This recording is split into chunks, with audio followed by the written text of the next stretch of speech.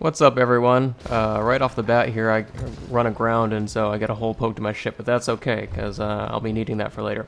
So, this is going to be a video on how to solo a skeleton galleon. It is doable.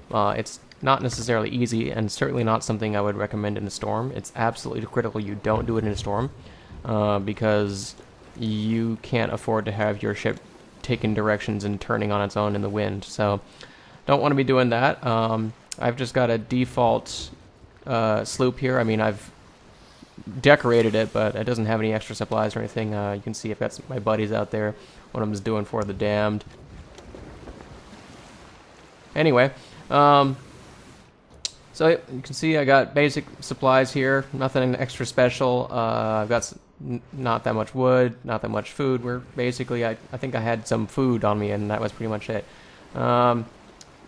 What you want to do is you want to try and basically ram into the galleon. So we're going to get full speed here. We're lucky the galleon stopped moving. You can hit it if it is moving. It's just a little bit more difficult, but it's doable. Easiest, of course, when it's staying still like this. So we get a nice, solid, clean hit on it.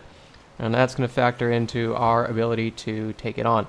So once you're rammed into it, you want to try as best you can to keep right alongside it as long as you can. You'll notice right as we ram into it that it will put holes into our ship. That's okay. We need those holes. It also puts holes on their ship, which is nice, but they'll get those patched up.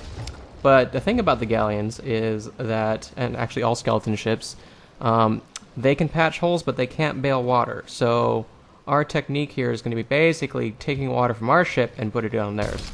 You'll notice that I use the harpoon here to try and get myself a little bit closer.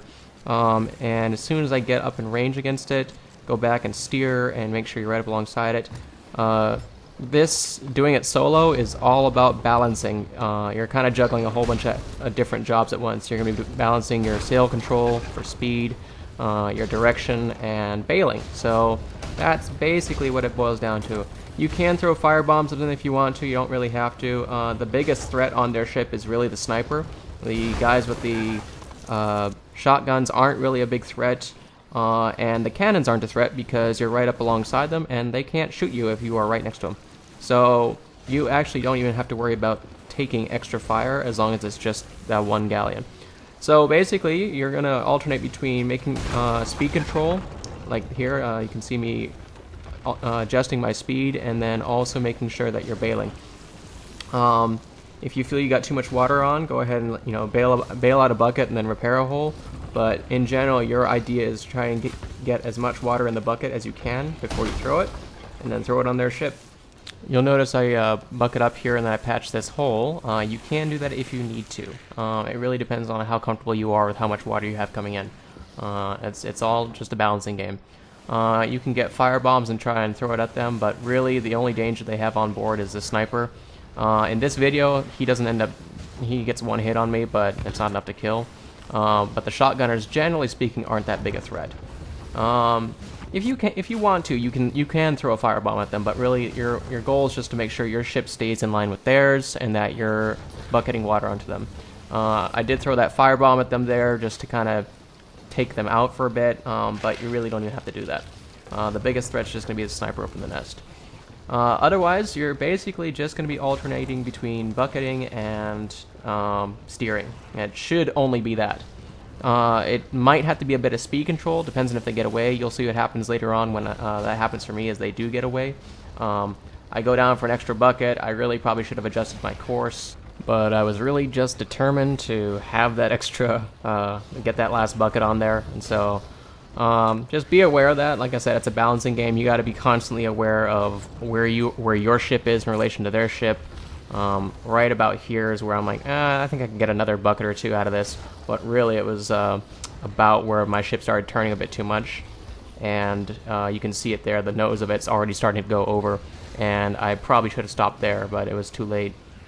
Yeah, see, I go back for that other bucket, but by this point, I'm like, oh, I gotta fix this because I'm about to lose it. And sure enough, it goes out of range. But as it does, if it ever does that to you, it's okay if they get one or two shots on you. Your goal is to get back in range of them so they don't keep shooting at you. Because the bigger threat is if you get knocked off your ship. Remember, you've got holes in your ship, so that's a big danger. So get as close as you can. and harpoon on. Something to note is that they will match the speed of your ship depending on how fast you're going. They will, it's relative. I mean, they're not going to come to a complete standstill, but they will try to match your speed as much as they can because they want to be able to get good shots on you. So if you're going full speed, so too will they. If you're slowing down, they will also slow down. So it's just easier to manage when you're going slower. So when you do get up alongside them, that's why you want to get the sails up to like half mast or something like that. So latch onto them using the harpoons, keep yourself close, and make sure you're constantly bailing. You don't have to bail onto them every time, it just, obviously that's the goal. But as long as you keep water off your ship, that's the primary objective. If you can get it onto their ship, then all the better, right? So at this point, I've got myself latched onto them. I'm trying to bring myself a little bit closer. You'll notice I did take a sniper hit earlier, but you keep yourself topped up with food. Honestly, the bananas that come in the boat to start with will be enough to keep you going as long as you're not out in the open all the time. And you really shouldn't be out in the open all the time because you're going to be ducking in to get water out of the bottom of the ship for most of the fight. So you'll be coming up to adjust the sails and everything like that. But that's honestly, if you want to, you can use the fire bombs for that. That is also just one more reason to not do this during a storm, is that the rain will put out the fire bombs. But honestly, the biggest factor, as you can probably tell by now, is just having control of your ship. Being able to steer it and make sure that it's not going to go off course on its own because of the storm is absolutely mandatory. It kind of took me a bit here to get back close to the ship, so I just busied myself with bailing water, but pretty much using harpoons to get yourself right up alongside it, and then speed control will seal the deal. We're almost done with them. We've been putting a lot of water onto them. The more water you put out of your ship in the bucket, the more water is actually stored in the bucket. So we've been putting a lot of water onto the ship, and at this point they're almost done. So we pull up alongside them here, and I think right about here is where it's gonna stop. But I go ahead and get right up alongside them, turn the ship again to go into them. So yep, you got on wheel control. And it's right about here is when I see when they stop moving, and that's when you know you've won, is once they stop moving, they're about to sink. You can see that they've actually come to a complete stop, and that's when I get my sails up. You get ready to loot, start patching your holes, bail out your ship.